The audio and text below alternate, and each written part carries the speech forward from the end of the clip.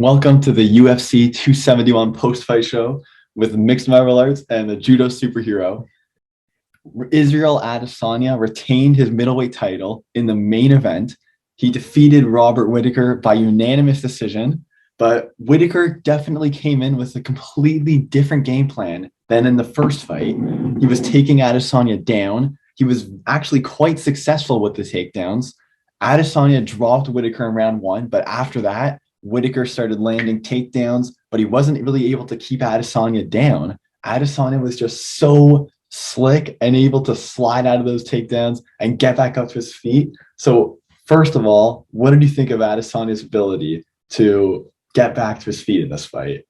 I mean, he clearly has great takedown defense and even better ability to just get up from takedowns. I mean, no one in the middleweight division has really been able to hold him down for too long. It's very impressive.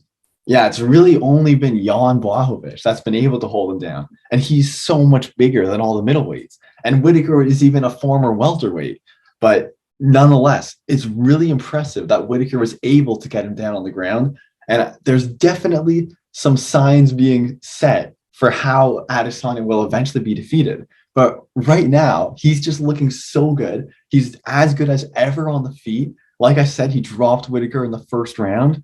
And no one's able to really hold him down. But what do you think about Whittaker's striking in this fight? Because he was able to stay on the feet with Adesanya and actually have success, landing some good strikes too for himself. Yeah, I would say Whittaker has the second best striking in the division. I think Adesanya is just a level above everyone else. But I think Adesanya is still the best striker. And I would agree that Whittaker is the second best striker. And he definitely came in with the right game plan by mixing up his striking with the wrestling. It was similar to what he did against Calvin Gastelum, but Adesanya was just too much tonight, I guess, and the judges gave it to him. Did you agree with the judge's decision, though? Do you think that Adesanya won that fight? It was a really close fight. I think rounds 1 and 5 were clearly scored. Adesanya won round 1, Whittaker won round 5. But the 3 rounds in the middle, they were all very close, could have gone either way. And it was definitely a great performance by both guys. They showed that they're the two best in the division.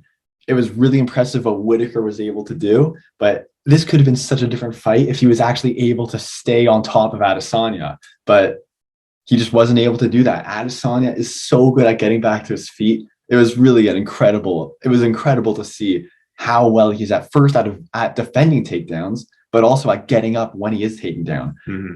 But we mentioned though that you mentioned that he was kind of susceptible to being submitted when he was getting up, right? He was getting up so quickly, and Whittaker was close to submitting him a few times. What do you think of that? Yeah, he when he does get taken down, I feel like he has a tendency to rush to his feet a bit. Like you saw in the second Vettori fight, he was close to being choked out, but he escaped that. And Whittaker almost got a choke in this fight, but he narrowly escaped that also. So I think eventually we will see someone catch him with a submission. And eventually, I agree that eventually Adesanya will lose. Whittaker, if he sticks around, which he probably will, and if he's able to stay at the top of the division for longer, he could definitely be getting a title shot again. And I don't think Whittaker's going anywhere. So when Adesanya does eventually lose the title, it happens to everyone. Everybody's time comes to an end. If Whittaker's still at the top of the division, then he could become a champion again. And that would be something to see. But for now, Adesanya retained his title. And we'll come back to the co-main event soon. But in the third last fight of the night, we had Jared Cannonier versus Derek Brunson. And Derek Brunson looked unbelievable in the first round. I was thinking he looked like Khabib. This could be a little bit exaggerated, but he looked so good. Think that's a bit of an exaggeration or no? I think it's a bit of an exaggeration. He did look incredible in the first round, but everything changed in that second round. I think he got caught early and he just wasn't the same. He just never recovered. You're right. He got caught in the second round, but he dropped Cannonier himself in the first round. Yeah. Brunson looked incredible in the first round, but then he got rocked in the second, and he just wasn't able to recover, and he eventually got put to sleep. So Blonde Brunson is no longer undefeated. It was a great run. He had a 5-fight win streak. He was so close to that title shot, but now it looks like Jared Cannonier is going to get it. He's a ruthless striker as well. But now if he fights, he's going to likely be fighting Adesanya. Hey, Dana, look at me. Hey, quit distracting Dana. Get Dana. Get him. Dana, I want that shot next. And yeah, I'm not going to say no to Cannonier. How do you think that will go for Cannonier? I think Adesanya will probably win that quite easily. I think his striking is just levels ahead of Cannonier, in my opinion. And Adesanya's been wanting some fresh meat, so that should be an interesting matchup in the future. One quick thing, I want to shout out Brunson's corner for throwing in the towel. You do not see that a lot, and I really respect that. Definitely got to give them credit for that, because that should be done more often in MMA. I 100% agree. Mm-hmm. They were really looking out for their fighter there, and it was a great performance by Brunson till round 2. But yeah, good job by his corner. I agree. But in the co-main event, it was an unbelievable fight between two heavyweight knockout artists as Tai Tuivasa met Derrik Lewis, and they were actually clinching quite a bit. In round 1, Derrik Lewis got Tuivasa down to the ground, and when Tuivasa was standing up, Derrik Lewis landed several hard shots, but Tuivasa survived it and then put Derrik Lewis to sleep in the second round. What did you think of Tai Tuivasa's performance there? Tai Tuivasa was great. First round, he was hit quite a lot, but he has an amazing chin. He survived, and it was just a great fight. I loved it. Yeah, they delivered. And that fight was just what the fans wanted. And it was very exciting. And Tai Tuivasa did at least 2 shoeys on the way to the back, maybe more. And he walked out to girls just want to have fun. He just knows how to please the fans. Tai Tuivasa is definitely a fan favorite. Same with Derrik Lewis. But now Tai Tuivasa is in the title picture. He could be getting maybe Cyril Gane, the winner of Tom Aspinall, and Alexander Volkov in the future. So there are some interesting matchups for him coming up too. And Tai Tuivasa is definitely, he could be a mainstay at the top of the division for a while.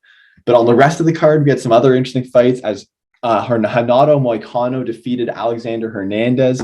Bobby Green looked just phenomenal. His head movement was insane against Nasrat Haqparast. And I would really like to see Bobby Green get a ranked contender, maybe a rematch with Fiziev in the future. That would be crazy to see as well.